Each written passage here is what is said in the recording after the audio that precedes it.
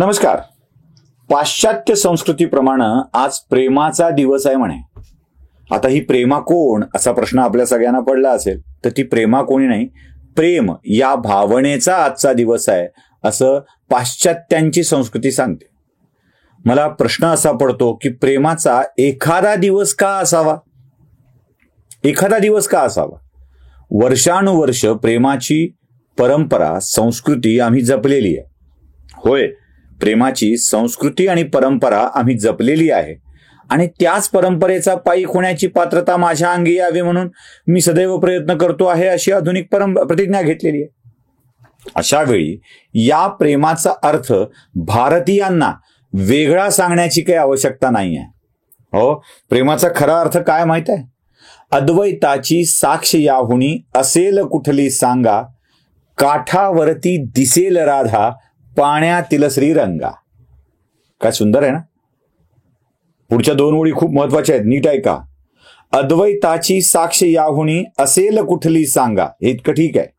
पुढच्या ओळी, काठावरती दिसेल राधा पाण्यातील श्रीरंगा. म्हणजे काठावरची राधा पाण्यातल्या श्रीरंगाला दिसावी इतकं अद्वैत प्रेमात जमलं पाहिजे.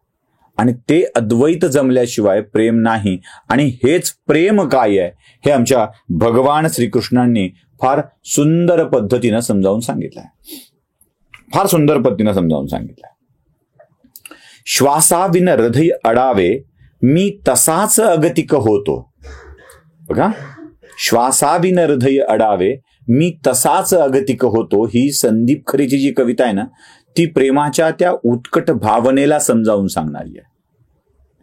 मला वाटतं या कवितेत संदीप खरेंनी राधा आणि गोपिकांच्या आणि गवळणींच्या भावना व्यक्त केलेल्या आहेत. नसतेस घरी तू जेव्हा, भगवान श्रीकृष्णाच्या सगळ्या या स्थिती आहे.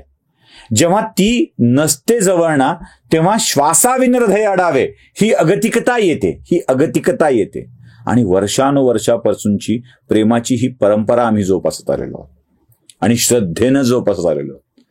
भगवंतावरती माझं प्रेम आहे, देवावरती माझं प्रेम आहे आणि त्याच्याशिवाय मी माझ्या आयुष्यातील कल्पनाच करू शकत नाही. हे जे आहे ना, ते खूप सुंदर आहे. आमच्याकडे तुम्हाला माहिती आहे ना, मिठीला आपल्याकडे आलिंगन असं म्हणतात. आलिंगन हा शब्द कसा आहे तुम्हाला माहित आहे? आलिंगन हा शब्द दोन लोक एकत्र असतात, म्हणजे एकत्र येतात, असतात दोन, पण आलिंगनात एक असल्याचा भास होतो. राधा आणि कृष्णाच्या मध्ये हे वेगळं काही नाहीये. राधा वेगळी, कृष्ण वेगळा, गोपिका वेगळी, कृष्ण वेगळा असं नाहीये. त्याच्यात समरस झाल्याची भावना आहे. ती समरसतेची भावना आहे, एकरूपतेची भावना आहे आणि हीच भावना खूप महत्वाची आहे.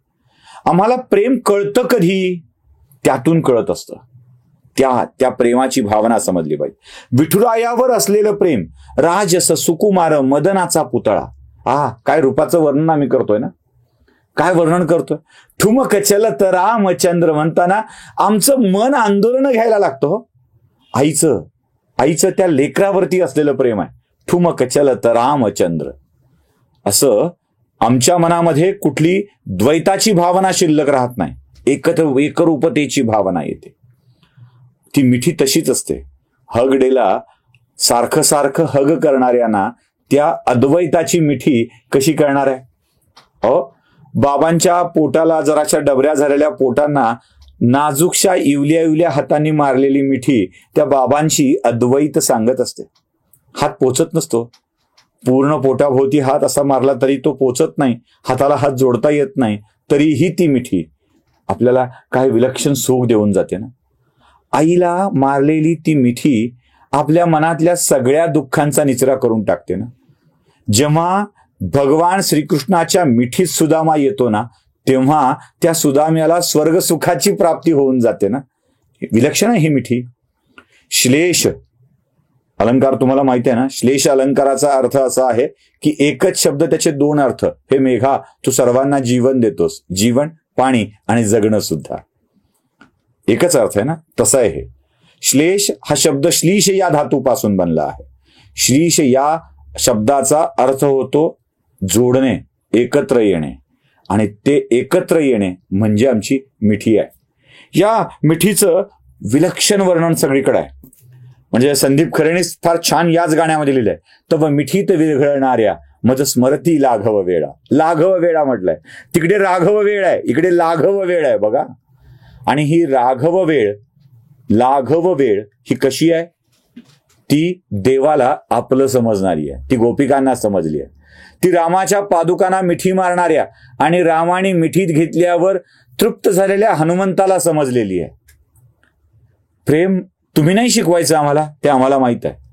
आम्ही प्रेमवेडी मीरा बघितली आहे, प्रेमवेडी राधा बघितली आहे, नवऱ्यानं सांगितलं म्हणून वाटेल ते करणारी सीता बघितली आहे, नवऱ्यावरचं प्रेम वारंवार सिद्ध करणारी सीता बघितली आहे.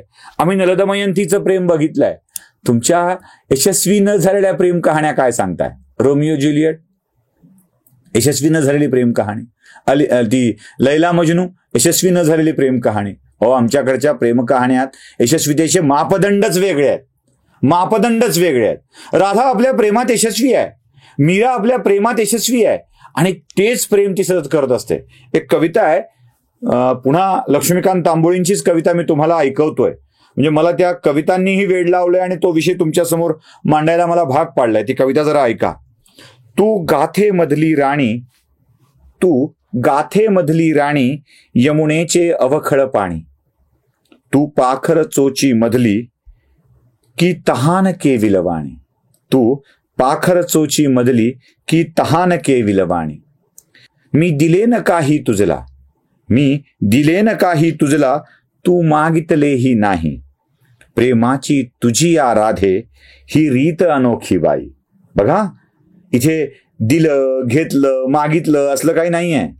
मी दिलेन काही तुझला तू मागितलेही नाही, प्रेमाची तुझी या राधे ही रीत अनोखी बाई. प्रेमाचा अर्थ कळाया लागते न जगधुंडाया, वृंदावन गोकुळ अजुनी येतील साक्ष ही द्याया. प्रेमाचा अर्थ कळाया न लागते जगधुंडाया, ही जी ओळ आहे ना ती फार महत्वाची आहे. असं जगभर व्हॅलेंटाईन डे आणि व्हॅलेंटाईन वीक साजरा करून प्रेमाचा अर्थ कळत नसतो. प्रेमाचा अर्थ कळण्यासाठी त्या आपल्या आराध्याच्या प्रेम आराध्यावर करायचं असतं आणि त्या आराध्याच्या प्रती पूर्ण समर्पित व्हायचं असतं. म्हणून आजच्या प्रेमाच्या दिवशी एवढंच सांगण्यासाठी आलोय की प्रत्येक दिवस प्रेमाचा असतो, क्षण एक पुरे प्रेमाचा, वर्षाव पडो मरणाचा. ही आमची अवस्था आमच्या भगवंताचं प्रेम मिळालं की येऊन जाते आणि त्याच अवस्थेपर्यंत आम्हाला जायचं आहे. नमस्कार.